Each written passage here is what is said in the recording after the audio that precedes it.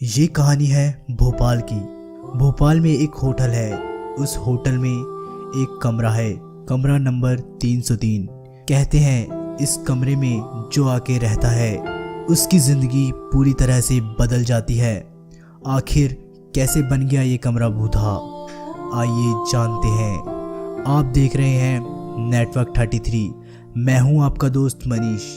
ऐसी भूतहा कहानी को देखने के लिए अभी हमारे इस चैनल को सब्सक्राइब करें और बेल आइकन को भी ज़रूर दबाएं।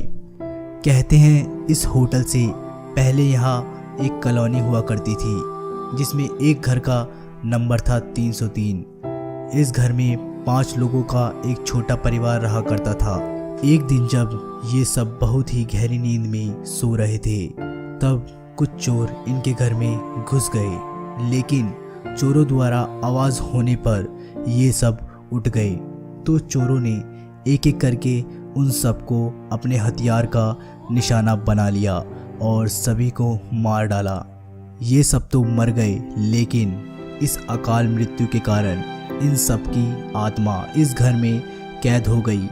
काफ़ी समय तक तो यह घर सुनसान पड़ा रहा, लेकिन 30 साल बाद इसे किसी बिल्डर ने खरीद लिया और यहाँ एक होटल बना दिया। इस होटल में एक कमरे का नंबर था 303, जो कि उस घर का नंबर था जिसमें सभी लोगों का कत्ल कर दिया गया था। लेकिन होटल के इस कमरे में अजय और उसके परिवार रहने आए। उसके साथ उसकी वाइफ आशा और उसका छोटा सा बच्चा राजा। वो लोग 10 दिनों के लिए होटल में आए थे। लगभग 2 या 3 दिन तक तो सब ठीक चला। उसके बाद उन लोगों को इस कमरे की सच्चाई पता चली। रात के 1 बजे होंगे। आशा को बहुत ही प्यास लगी थी तो वो पानी के लिए किचन में गई। आशा जब किचन से वापस लौटी तो उसने देखा कि उसका बेटा राजा बेड पर नहीं था, बल्कि बालकनी की दीवार के ऊपर खड़ा था, और वो भी बिना किसी सहारे के। आशा एकदम से चिल्लाई, राजा! तभी अचानक से अजय की आंखें खुल गई। वो भाग कर आया और देखता है उसका बेटा राजा बालकनी की दीवार पर खड़ा है और नीचे कूदने के लिए तैयार है।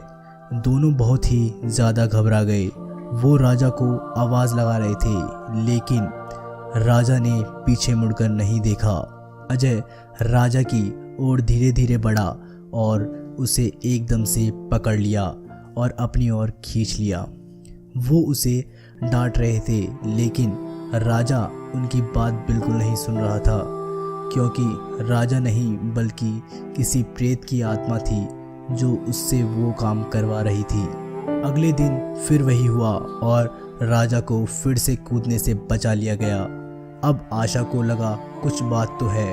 फिर उन्होंने होटल के कुछ लोगों से बात की तो पता चला कि यह फ्लैट तो साबित फ्लैट है और जो काम राजा कर रहा है वो काम वो नहीं बल्कि उससे करवाया जा रहा है। जब अजय और आशा बहुत डर गए तब वह एक साधु बाबा के पास गए और उन्होंने पूछा ये सब क्या हो रहा है। तो साधु बाबा ने कहा, अगर तुम अपने बेटे को जिंदा देखना चाहते हो तो इस होटल को तुरंत छोड़कर चले जाओ, वरना तुम्हारा बच्चा जिंदा नहीं बच पाएगा और तुम्हें भी बहुत बड़ी हानि हो सकती है।